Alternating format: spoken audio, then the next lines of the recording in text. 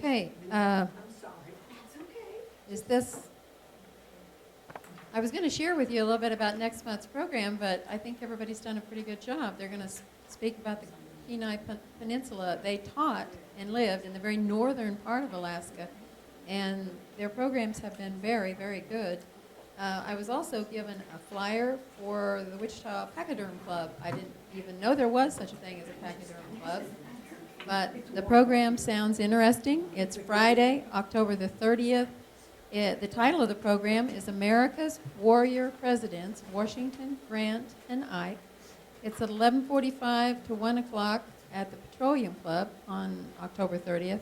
And Tim Witzman, adjunct professor at Wichita State, is going to present the program. I guess the Petroleum Club is located on the 9th floor of the Ruffin Building at 100 North Broadway. I'd like to go. I probably won't get to.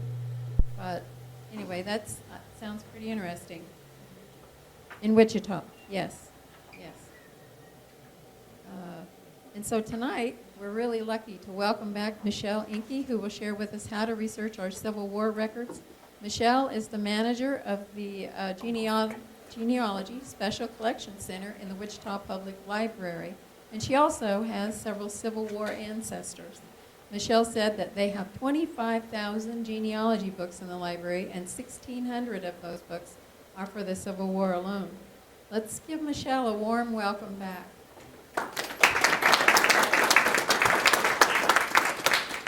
So how many of you have been up to the, can you hear me? Is my microphone working? Keep trying. Is the microphone working now? Okay. How many of you have been up to the Wichita Public Library to do research? Just a few? Maybe more of you will come after this, because we do have some nice stuff up there. Tonight we're going to be talking about tracing your Civil War ancestor. And how many of you have Civil War ancestors? Cool. How many of those are from Kansas?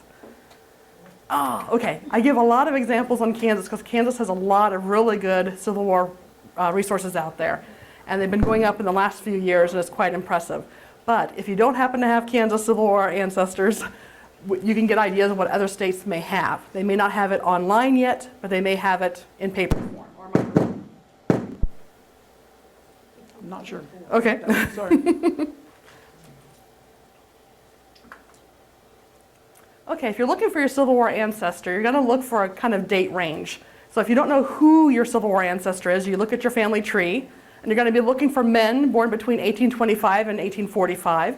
But it actually could be a much broader range. It actually could go back to 1810 or up to 1850, because you did have some people who were in the Mexican-American War who actually ended up fighting in the Civil War too. So you can have a pretty broad range, but they're going to be men born approximately that time frame, and they're going to have to be here in the United States between 1861 and 1865. About 2.7 million men did fight, which is quite a few men. And that actually comes out to about, I believe 9% of the population was actually fought in the Civil War. I don't have that statistic up there, but it's a pretty good portion of the population at the time actually fought in the war. And actually a description of a common Civil War soldier from historian Bell I. Wiley. The average Yank or Reb was a white, native-born farmer. He was Protestant, single, between 18 and 29 with an average age of 26. He stood about 5 foot 8 inches tall and weighed about 143 pounds. And you're wondering, how did he get all that information? There's actually Civil War records out there that has physical descriptions, has their occupations, has their religion listed. So you can go through and find that information. And that's what an average soldier was at the time. Nearly a quarter of the Union troops were recent immigrants. So you're not going to find them earlier than that in the Civil War. About 10% of those were German and about 7% were Irish. Actually, about 2% of the population died during the Civil War. So therefore, you'll find them on the 1850 census and the 1860 census, but you're not going to find them on the 1870 census. So whenever you're doing your research, you're going to find a dead end on a lot of those people. They may have had families, they may have had kids afterwards, but that's the end of their records. So their service records may be their last records. Civil War records may include their soldiers' physical description, the units in which they served. Other men in the regiment may be interested in that because a lot of times relatives and neighbors all fought in the same regiment. So if you find common surnames, you can look and see if those are related to you, or if you see other people that were living around you, you may find some commonality in your relatives there. You'll find out the amount that he was paid. You can find out if he was wounded or ill. You can also see if he applied for a pension, and during that pension, it actually has a lot of genealogical information in there. It'll have not only his information on where he served and what battles he took place, but it'll also have his wife's and possibly even his children's information on there, depending on who was filing for the pension. So that was kind of a brief overview of the types of records. And now I'm going to go into the individual type records or where you're going to find your Civil War ancestor. So let's say you have no idea who your Civil War ancestor is. Take a look at the census. How many of you have realized there's actually little boxes on there that tell you more than just their name, age, and race? There's actually on the 1890 Veterans Census, Veterans Schedule, there's a really wonderful amount of information. And I will get that on the next screen. Right now I'm going to talk about the 1910 and 1930 because they actually have little checkmark boxes on there. On column 30, it indicates whether the person was a survivor of the Union or Confederate Army or Navy. And so if it's marked on there as a survivor, it will be marked as UA for Union Army, UN for Union Navy, CN for Confederate Navy, or CA for Confederate Army. And so if your person was still alive in 1930 and you think he might be a Civil War soldier, look on the 1910. If he's still alive in 1910, look on the 1910 census to see if he's listed for that. On the 1930 Federal Population Schedule, on column 31, they're going to ask you, did you serve in the military? So it's going to ask you, did you serve? And if you did, you put in your abbreviations for CW for Civil War, SP for Spanish-American War, and WW for World War. And of course, that would be World War I since it's the 1930 census. But if your person's still alive, take a look on there and see if he has that marked. The 1890 Veterans Schedule. This was a really, really cool schedule. Has anybody ever looked at those? Just a few. You really do need to look at this. I hate to say Kansas doesn't have them, but other states do, and I'll tell you which ones which do. The 1890 Veterans Schedule was actually taken during the time of the 1890 population census.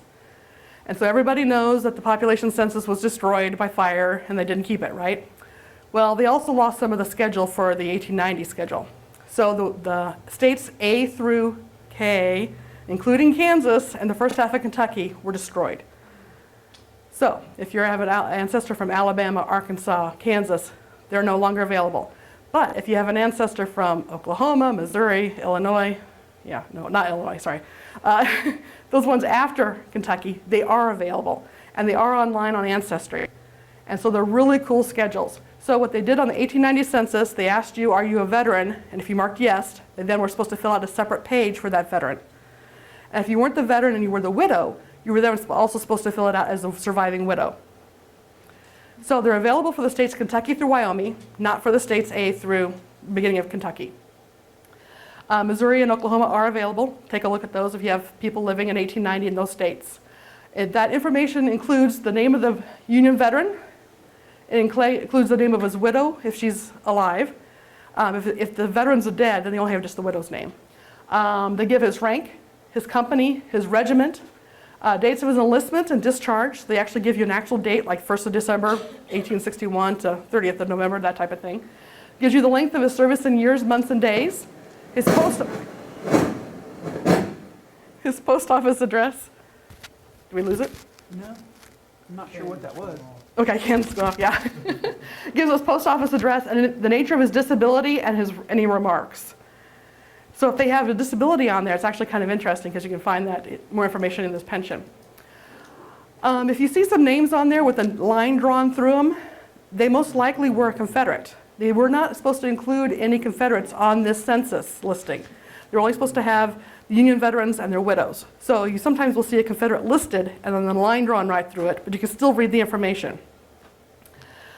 This census schedule is available on Ancestry, so you can go there and take a look at it. You can do a search, you can do a browse. I actually found it interesting to go to my county that I'm from and see all the men who were listed as veterans that were still alive in 1890, which is kind of interesting. This is what the page looks like. So my ancestor's on line 7. Kind of small, but he's right here. Here's Herman Enke. And so on that line, they give that he's a private in Company D with the 4th Missouri Cavalry. He enlisted on the 1st of January, 1862, and he was mustered out on the 30th of November, 1865. He was in for 3 years, 11 months. His post office was Bem in Gasconade County, and they do not list any disabilities or any remarks, but other men did. And so they had different disabilities they had on here, such as arthritis and things like that, chronic pneumonia and things. So you never know what you'll see on there listed for your ancestor. Michelle, can I Yes. ask a question? Yes. You said Kansas 1890 veteran schedule was destroyed. Yep. Now you're talking about the people who lived in Kansas then? People who lived in Kansas. So it does not make a difference which state you fought for as where your residence was on June 1890. Okay. So you had to be alive and you had to be living in one of the states that they kept. And you say there was a fire? There was a fire and it destroyed part of the census.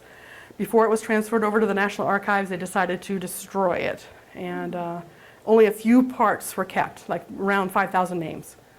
So there's very, very little of the 1890 that was kept. And we didn't have a National Archives until 1933, and so it was destroyed about 2 years before that.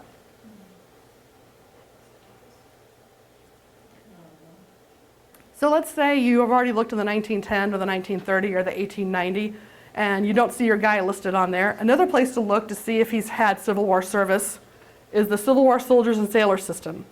This is actually put out by the National Park Service. They've done a really good job of creating this database. And you can either Google Civil War Soldiers and Sailors Service, or you can actually type in this really long database name. But anybody who emails me, I will give you a copy of the PowerPoint presentation. So all those all those web addresses will be on there. It's also available on Ancestry. I actually prefer using the one on Ancestry because it has a better search feature. Because in the National Park Service searching, I stick my last name in of Enke, E-N-K-E, and it will find it anywhere within a surname. Well, I don't care about those surnames. I didn't know like Joinker, J-O-I-N-E, well, it has Enke in the middle of it. I don't care about those. I only want the ones that are Enke. So if you go to Ancestry, they actually will narrow it down and will give you just those surnames that match yours. So it actually has 6.3 Union and Confederate Civil War soldiers. That's way more than actually fought. But the way they have more than the ones that fought is because men are listed multiple times. So every time they went into a service or into a unit or came out, they may be listed on here with a name or with a different variation of their name, like Fred versus Frederick versus Fritz. So you need to look for all of those. This particular database has the name, whether they were Confederate or Union. It has their regiment, their function, whether they're artillery or infantry or cavalry.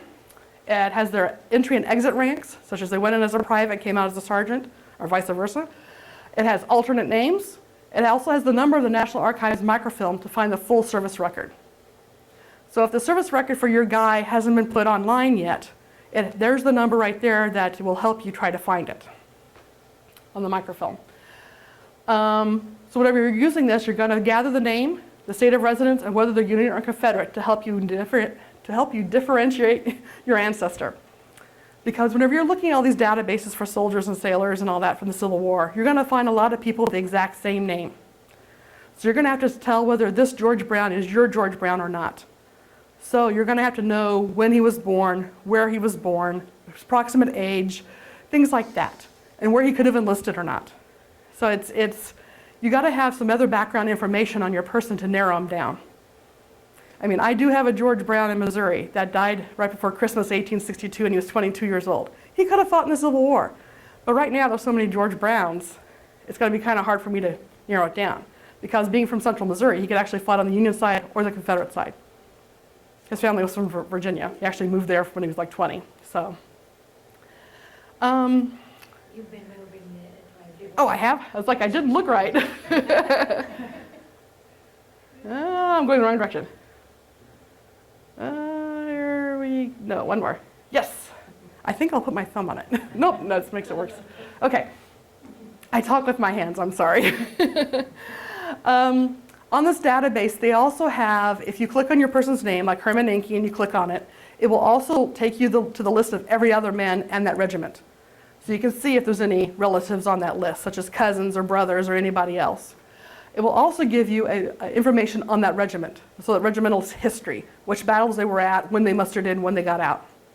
So it gives you an overview of that person's military life. Other place to check, for names is the Adjutant General's reports. Each state filed a report saying who joined from their state, the list of volunteers that they provided for the Army or for the Navy. It lists gives the list of men, it gives the regiment and company, and usually the place of residence. So you can go in there and look for your George Brown. If you find one in the right county, you can then see if that's your right person. So it kind of narrows it down by giving you the place of residence. A lot of these Adjutant General reports are online. So if you go and Google Kentucky Adjutant General reports or Missouri Adjutant General reports or Illinois whatever, you may be able to find these online. We also have quite a few of them at the Wichita Public Library. For example, the Kansas Adjutant General report, it actually is online, and this is one of those large web addresses I was talking about. I don't expect you to try to type that out, so just email me and I'll get that to you. But we use these a lot for whenever we're trying to find different men to see if they actually fought. Enlistment and muster rolls. Muster rolls, they usually include your name, your rank, your age, your date and place you enlisted, which is important. That way you can kind of narrow it down to see if that's your right person. The birthplace, it's usually taken every other month, usually like January and February, March and April, that type of thing. So you can see whether your person was there. It'll say whether present, absent, missing, whatever. And so you can kind of get a timeline on your person. So if he's there one muster roll and he's gone for the next as missing, you can try to figure out where he went. Did he go back home? Was he in the hospital? Was he just MIA for the moment? They also have something called descriptive rolls. That's where they're giving you those physical descriptions. So whenever you signed up to go in, they would write down your name and where you enlisted. They would also put your place you were born, your residence, your date and place of enlistment and remarks. They also put your physical description on there. So they would put your height, your eye color, your hair color, your complexion. Does anybody know why they would do that? Identification. Right. They did not have photo IDs back then. So they wanted to know what you look like. Either for a reason that you're going to go on break and go back home, so they want to make sure they're giving the right person going home, or if they had, you were no longer alive, they could say this is John Smith. So there's a reason for that, but it actually gives you good information. If you don't know what your person looked like, that's a starting point right there. Muster out rolls. This is basically whenever you're leaving the regiment, they'll also make a list. They like making lists back then, lots of lists. It includes your name, your rank, your age, where and when you mustered in, your last date of pay, and also any other remarks. Sometimes those remarks are interesting. Sometimes they'll say that they brought in something or were paid for something, like they were paid for clothing or whatever. So you never know what they're going to put on there. On kansasmemory.org, that's actually a website put up by the Kansas State Historical Society. They have over 55 different muster and enlistment rolls online for different Kansas regiments. Sorry, allergy season for me. They also have, on Ancestry, they have enlistment papers for the Kansas Volunteer Regiments from 1862 and 1863. But if you don't want to go and use Ancestry, they also have them available through the Kansas State Historical Society. So if you go to their website, kshs.org, and you click on military records or military index, click on that, and it's a big list of what they have on Ancestry. So you can then register with your first name, last name, driver's license number, and get into those databases that Kansas State Historical Society has provided for free on Ancestry. Unit histories.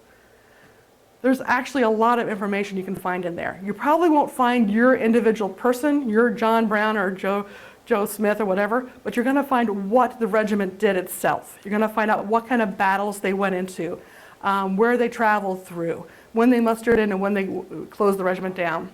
One of the best ones, again another really long web address, is Dyer's Compendium. And so that was written over 100 years ago, where he went through the official records of the War of the Rebellion. He went through that and got histories of all the regiments. Wonderful histories, very succinct histories on which battles they were in. So you can actually go through here and trace where your ancestor might have been in there. Another really good set is the War of the Rebellion. So after the war, in fact, right after the war, they decided to go through and gather all the information for the reports. So they got all sorts of different reports, like on supplies and battle reports and wounded people and stuff like that, and compile these all into books. And so they're actually by various states. And you can go in and actually trace your regiment going through the war. They're very, very useful. And it's like 180 something volumes of that. We have these at the Wichita Public Library. We also have the supplement, which is another 50 or so volumes. And so they're very nice to use. You backed up one. Oh, I did? Sorry. I went the wrong way. There you go. Yeah. Nope. Yes. Okay. Let me try not to move the wheel.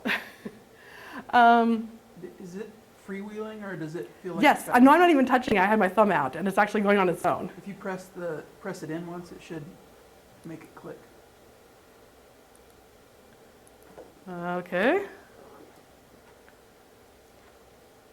Did that work, maybe? I don't know. It's not moving now. Oops, it does. Okay.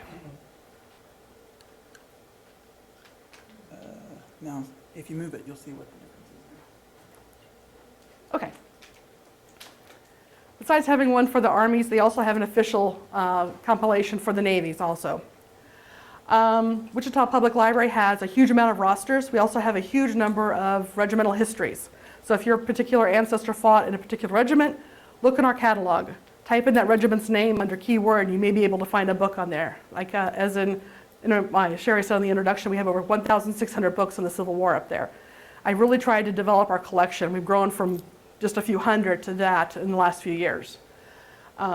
We have quite a few of the great big sets. Any of the big sets you find from Broadfoot Publications, we've purchased those for people to do research on. Also look at WorldCat. WorldCat stands for Worldwide Catalog, and that has like 70 million books on there. So if you go to WorldCat and type in your subject heading or type in your regimental history name or whatever, you may be able to find a book. We may not have it here, but it may be somewhere in Indiana or Alaska or wherever, and you may be able to get that through interlibrary loan, or you can go and visit the next time you're going through that state, because a lot of these things don't interlibrary loan. Also, another place to check for books is books at .familysearch.org, and that's the Mormon site. They have over 250,000 books there online, all free of charge. You can search. They do have a lot of regimental histories. They have a lot of Civil War histories. They also have some biographical sketchbooks. They have quite a few of those. So if you have an ancestor that lives someplace that may have had a county history written on him, he may have written up that he was in the Civil War and what regiment he was in and what battles he was in. Those are actually quite good because those came out in the late 1880s, which is just a few decades after the war. So they may still remember a lot of fresh and interesting things that they may have put in those books. What kind of book did you say it was? A sketchbook? A sketchbook, yeah, a portrait and biographical sketchbook, or just a county history book where they have biographical sketches in the back. So it's not like sketches as in drawings, but it's sketches as in brief biographies. They're usually about a page long. Okay, now it's, okay. There we go. How many of you knew they had a draft during the Civil War? Yes, they had a draft during the Civil War. It's from 1863 to 65. And they actually had riots during all this. They didn't want to do it. That was a major thing to have a draft back then. But there are actually papers with this. And these papers are available on Ancestry. So you can go there, type your person's name in, and see if he was on the draft rolls. They actually had two classes of men. The first class of men was aged 20 to 35, or 36 to 45 who are unmarried. So that was the first class. Second class was basically everybody else. And on this information that they include was the class, the congressional district, because they had draft rolls by congressional district back then, as they do now, the county, the state, the residence, the name, age, race, and profession. Profession may be useful if you're trying to figure out if your guy was anything other than a farmer. The married status, the birthplace, former military service, and remarks. Wouldn't that be kind of interesting if you had a German ancestor who said, yeah, I served in the German army? Wouldn't that be kind of cool? Then you can trace back and see if you can find records over there.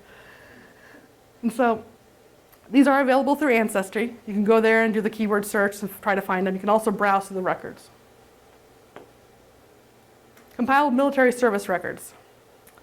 So what they did after the war was go through a lot of those enlistment papers, those muster rolls, those discharge papers, hospital records and things like that to make a compiled service record for these men. Because they knew at some point they're going to have to be giving out pensions.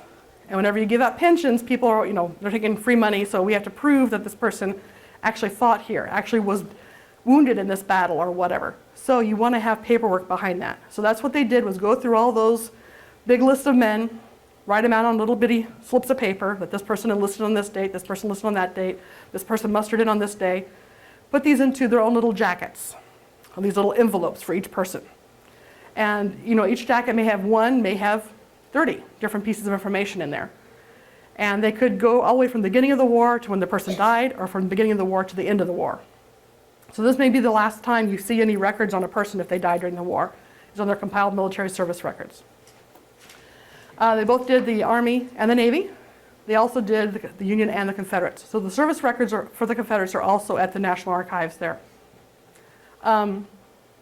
This is indexed at the Civil War Soldiers and Sailors System. And on Ancestry, they actually have the U.S. Confederate service records. So if you're looking for a Confederate service record, they actually are online on Ancestry. You can search them there. And they also have the U.S. Colored Troops service records online on Ancestry. They do not have the regular troops. At least as of today, they don't have them. Did you have any questions? You kind of look puzzled there. No? Okay. Me? Yeah. I'm just thinking. You're just thinking? Okay.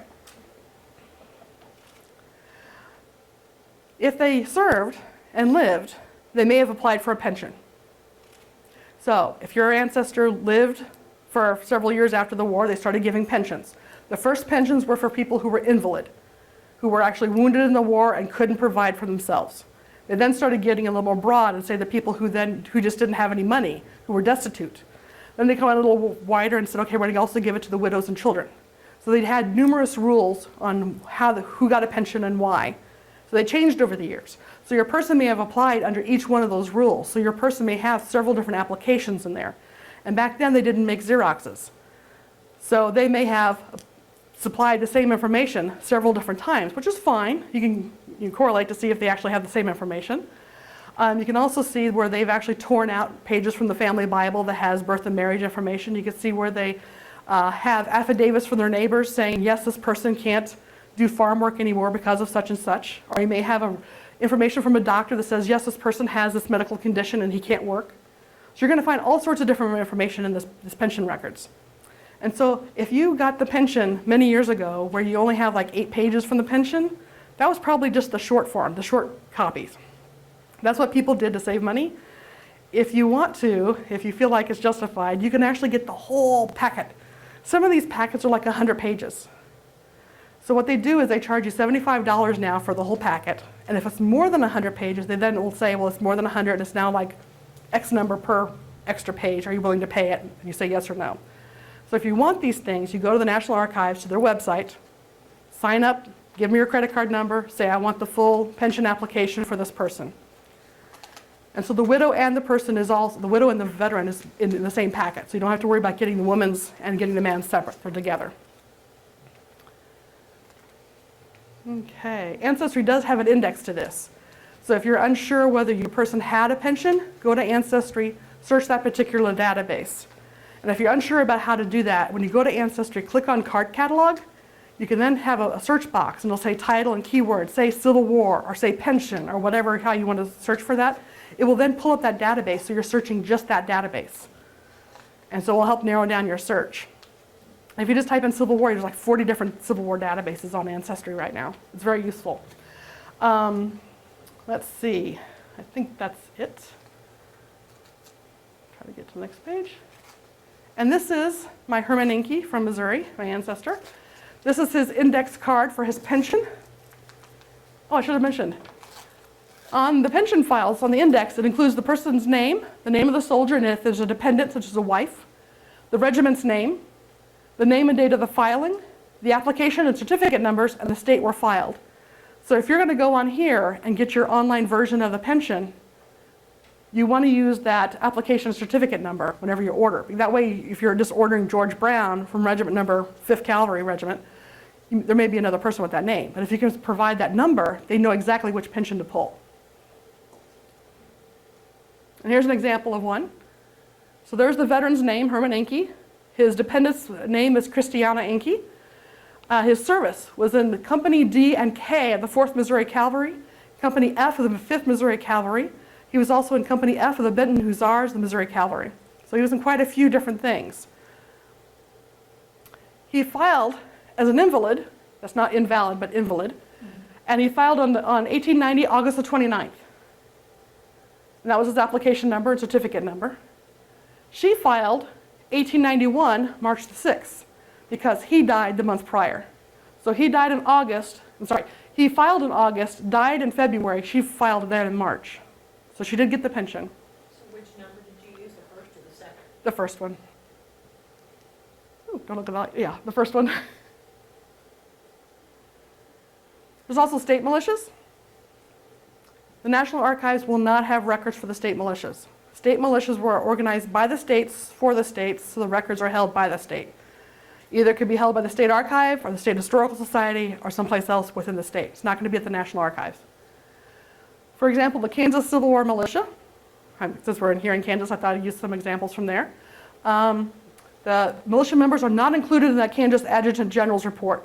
That Adjutant General's report is only for the federal level, not the state militia. So if you check there and don't see your person's name, you're going to have to check some other areas.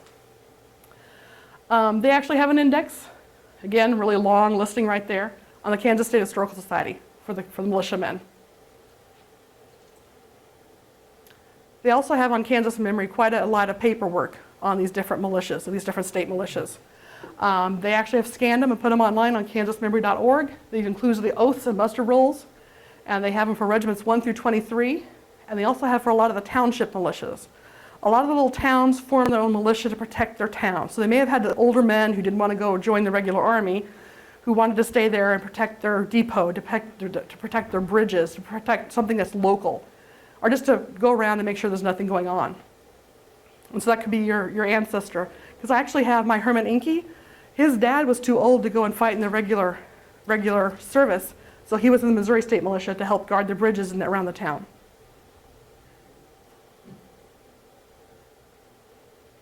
Veterans enrollments. After the war, they knew they were going to do pensions, so they decided to do enrollments of the veterans and of their wives because they wanted to make sure who was there who could be actually getting some of this money. For example, Kansas had their own veterans enrollment. It was only ones living in Kansas. It doesn't have to be a Kansas soldier. It was just the men living in Kansas at the time. They had one for 1889 that only included just the Union veterans, did not list the Confederate veterans. And they also had one in 1930 that listed all the veterans, whether they were World War I or Spanish American or whatever. Those veteran enrollment records are available on Ancestry. They're also free through the Kansas State Historical Society with your driver's license, the way I talked about before. Grand Army of the Republic. After the Civil War, it was very important for men to join groups that they can go and talk about what they did in the war and go and get emotional support, get a possible financial support because they were business people that would do business dealings with each other. They were men who made sure that veterans had their rights taken care of. They made sure that veterans got their pensions and things like that. So it was a very strong organization. If you look at a lot of your town histories here in Kansas, you're going to notice a lot of your movers and shakers were GAR members. Here in Kansas, we had over 500 GAR posts, and most of them were in the northeast counties, and the last one closed in 1943, which is quite a few years after the war. So these posts went on for a long time, and they created a lot of records. The muster rolls of the post include active members, they included new members, discharged members, and transfers. So whenever men would move from town to town, they may join the new GAR post. And you did pay an annual fee each year, so that was why you were an active member. If you had a member who died while they were an active member, the post would actually take care of the funeral in the cemetery, which is pretty cool. Roster of Kansas members and posts, they actually have some online. The 1894 roster and the 1917 roster is on kansasmemory.org. So if you have a person here in Kansas during those 2 years, you can see if they were listed in the GAR posts. They have Kansas members of the Grand Army of the Republic. They have another database there. Kansas necrology. So basically it's a listing of all the different men who were members who died. There's over 13,000 names on that list. So they also have on Kansas, on Ancestry, they have the annual post reports and the bound post records. And those are kind of useful because you can go through and see who was members during the years. It's because the person may have been a member one year, not paid the next year because they didn't have enough money to have membership, and then was a member the one after that. So While they have 2 years online, you may want to actually go through and scroll through the reports to see if he was a member off and on. And a lot of times these men, they would actually say what they did, where they were, where they fought, that type of thing. So you can never know what little smidgen of information they're going to stick on those post reports. Besides the Grand Army of the Republic, there was also another group called the MALIS, the Military Order of the Loyal Legion of the United States. And that was another organization that was formed right after the war. It was formed in 1865, and that was for the Union veterans. And so there were about 20 different groups of those, nationwide. There was one here in Kansas, and they actually have produced books for their histories. So the men would get up and give speeches, give written reports and whatever. They've compiled that information into various books. We have that whole set there at the library, and volume 1 is Kansas.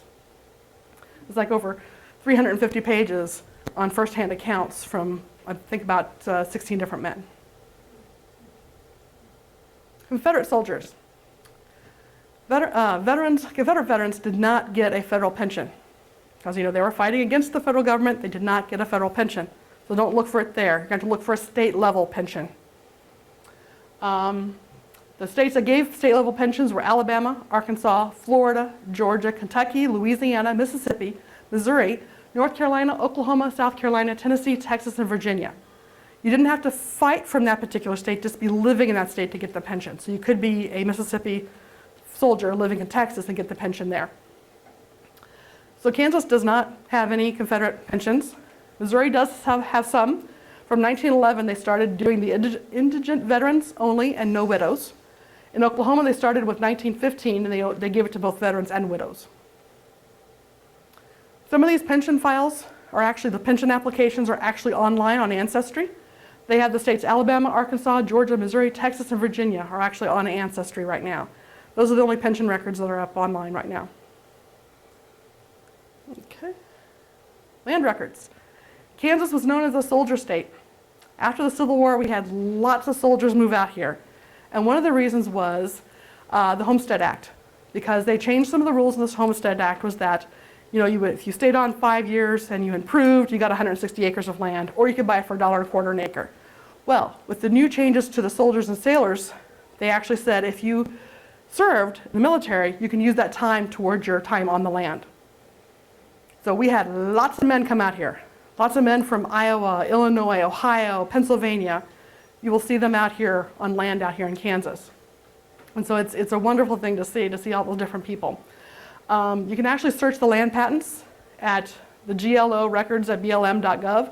That's the Bureau of Land Management site. And they have all the land records for basically the eastern half of the United States online really well. And so you can also search for other states, not just Kansas. And you can see the actual land patent, when they got it, and when they proved it, and how many acres, and that type of thing. They actually have a database of over 28,000 Civil War soldiers in Kansas after 1865, and they were taken from a lot of the rosters of reunions.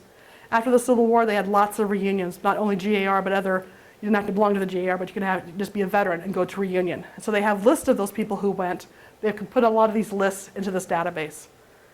So you can see if you have any Kansas ancestors on there. They also had an 1889 enrollment of Civil War veterans in Kansas that included the veterans, their widows, and their dependents. Again, that was for pension purposes. Can you wait just a minute? Yep. And again, I'm talking about Kansas, but a lot of these things can be found in other states. They may just not be online right now, but they may be paper or microfilm records. Now, you said that this database, talk about that database. The database has 28,000 Civil War soldiers from Kansas, and most of them were taken from reunion records. So they had a lot of veterans reunions, either regimental level or post level or whatever, and they would take these names from that. It was actually one person who went through all these records and put them all together for the Kansas State Historical Society. A lot of work.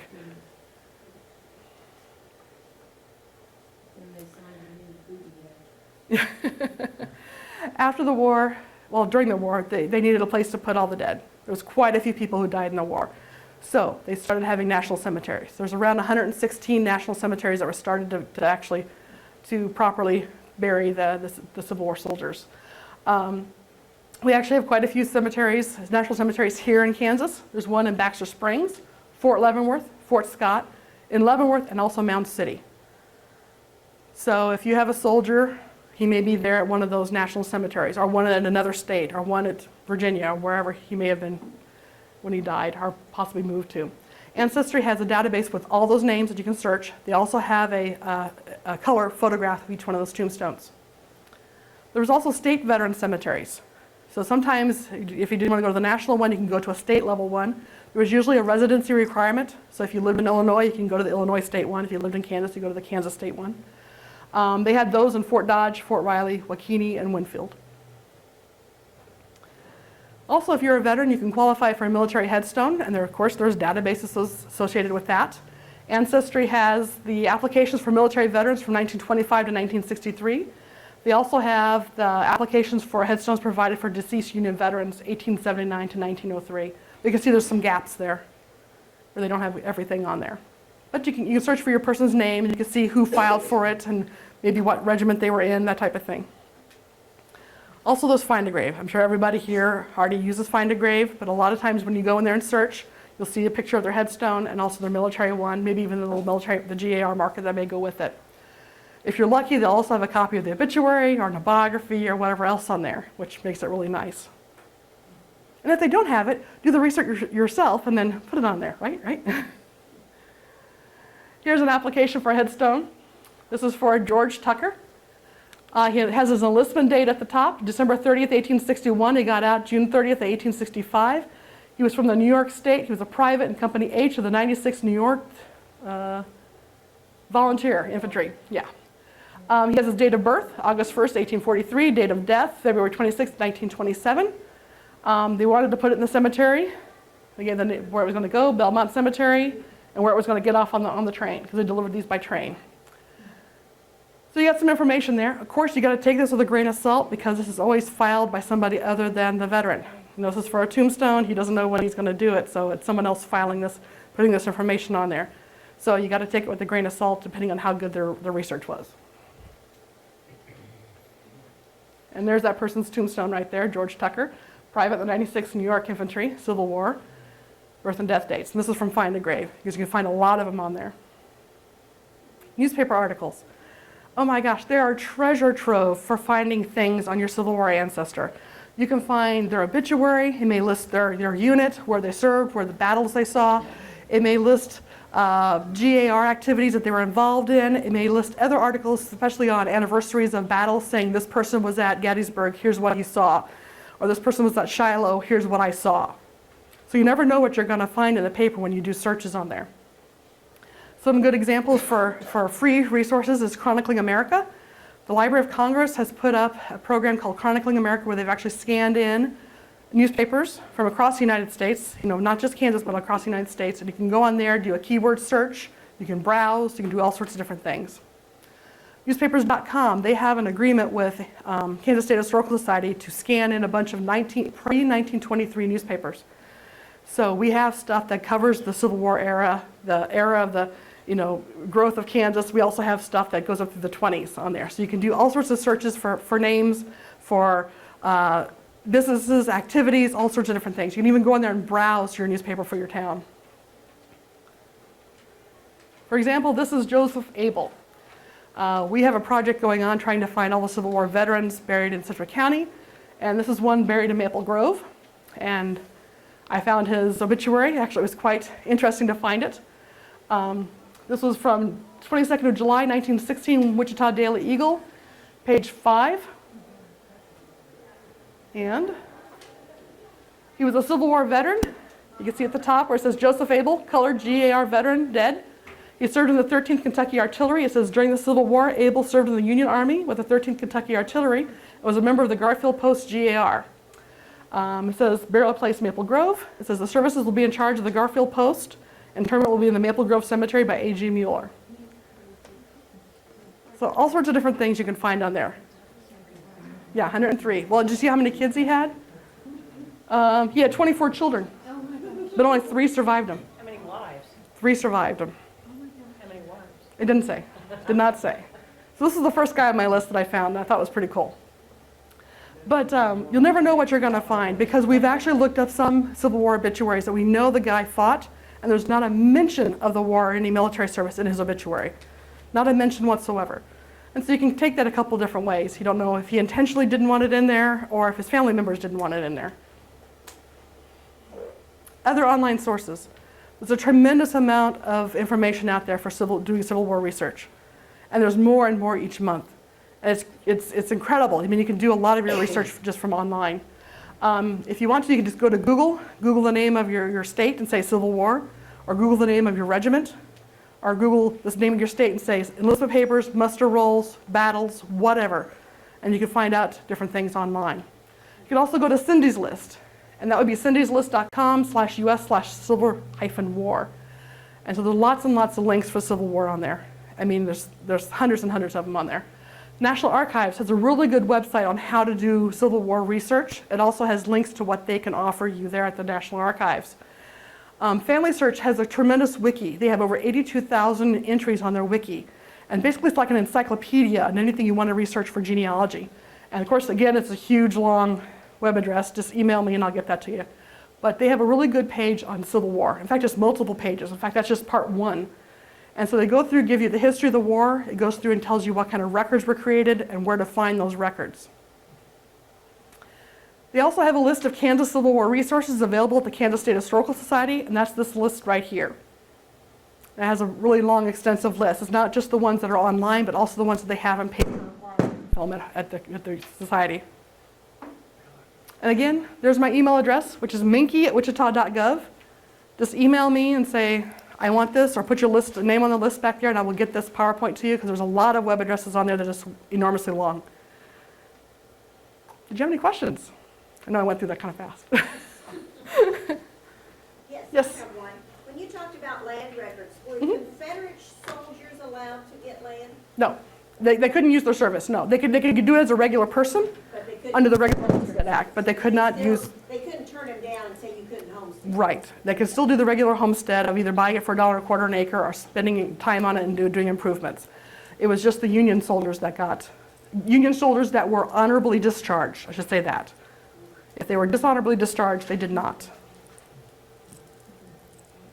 You were talking about the headstone applications up to 1903 were, I think, On Ancestry. okay. What about the ones that, my great-grandfather died in 1929. Where would I find that? There is a gap in there. Oops. Okay. There's a gap in there. It goes like 1879 to 1903. There's a gap, and it goes like the 20s through the 60s. Now, that application is dependent on when the application was filed. They could have filed the application 2 years ago. So, yes. So you have to see when, obviously it's not going to be filed before the person dies, so it's not going to be before 1929.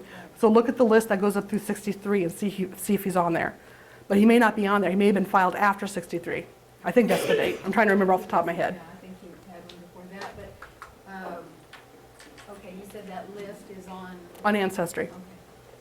Yeah, they have done a tremendous amount in the last few years, putting both Native American and Civil War records online. So my Yes. great-grandfather's tombstone was applied for after 1963, so I couldn't. It will not be online. There is an application held by the National Archives, no, the Veterans Administration. They run, the Veterans is, yeah. They still have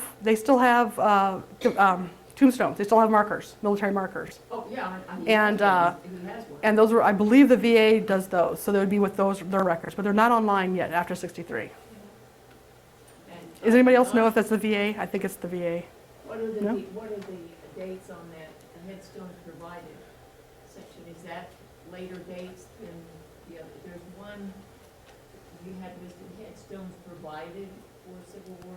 Yeah, and there was 2 different dates. One was, If you click on that, Those are the headstones. and Where do I click on this? that's not touchscreen. not touchscreen, I'm used to touchscreen, sorry.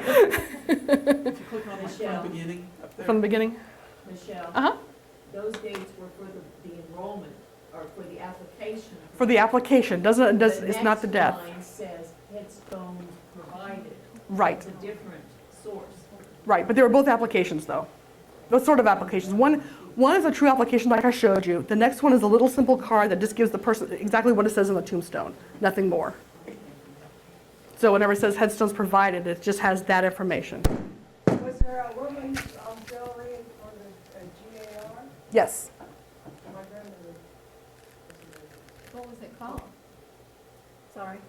Probably women's auxiliary for the GA. I didn't even know there was one. Yeah, there is one. So that was cool.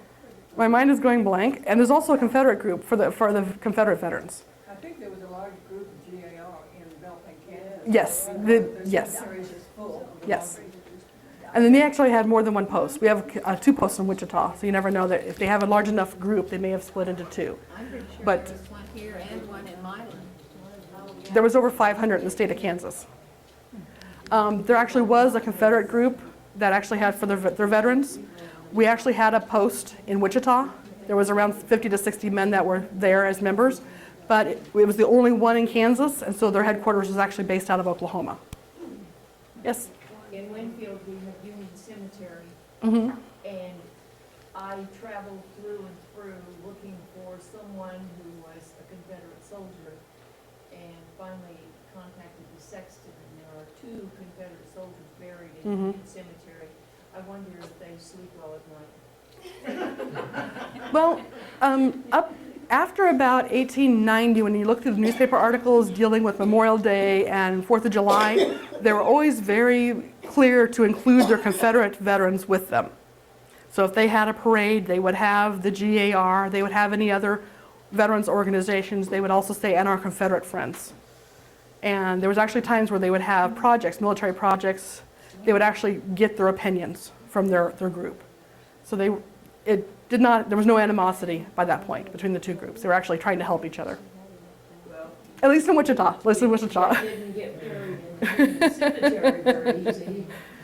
That's another thing, is we're trying to find all the different Confederates here in the state. There's actually, more than several dozen. There's 2 in Yeah. Union Cemetery. They're here and there. Yes.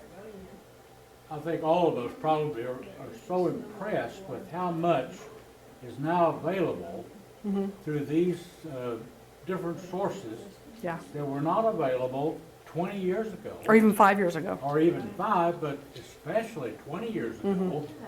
And I just think it's marvelous that it's available, and that there are so many people so motivated to enter stuff on the internet so we can find it. I mean, imagine, this is all available, not because it just showed up, but people had to send this in, people that were interested. I think I'm amazed by that. And the other thing tonight is I realize people who are into genealogy, historical stuff, are people probably very patriotic. And I think the study of our ancestors is very good for our country, and it'll make you more patriotic. Maybe you more admire our ancestors.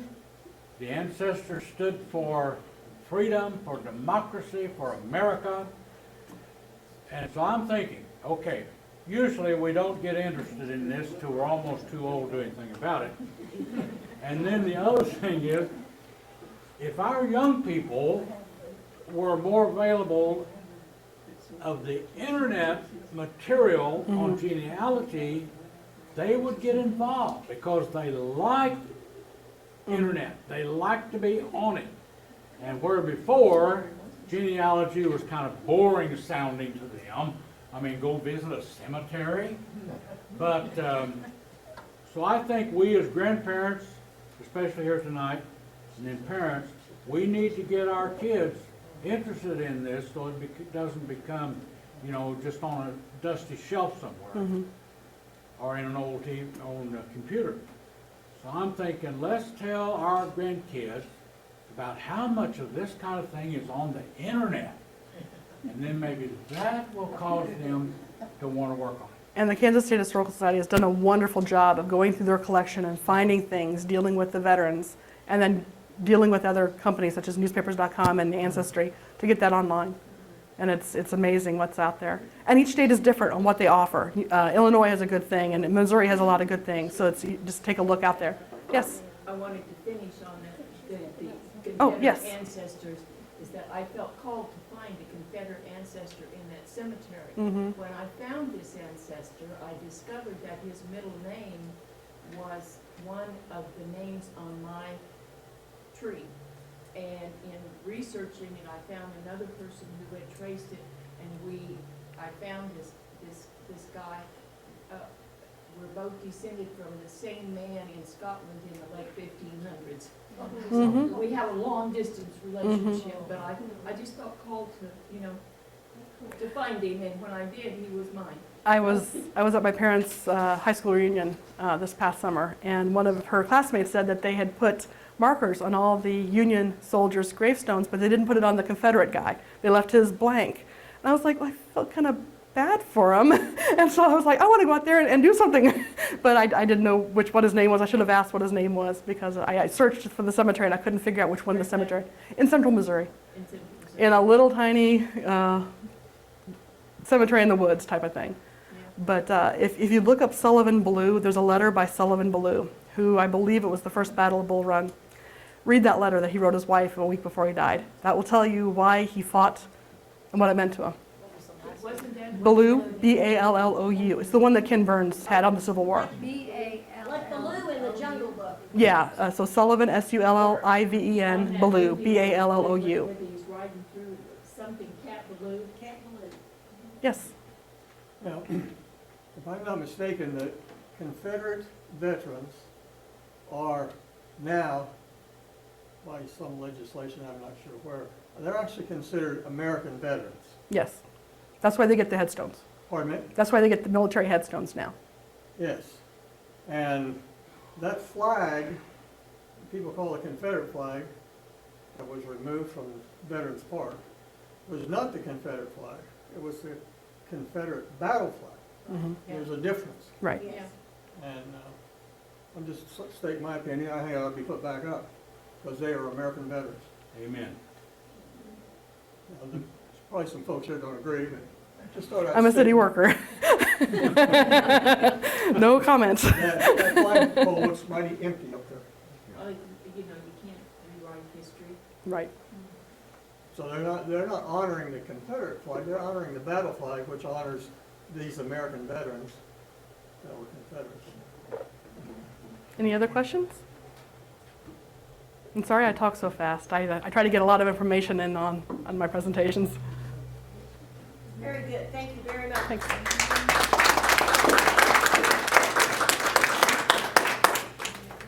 We really appreciate you coming.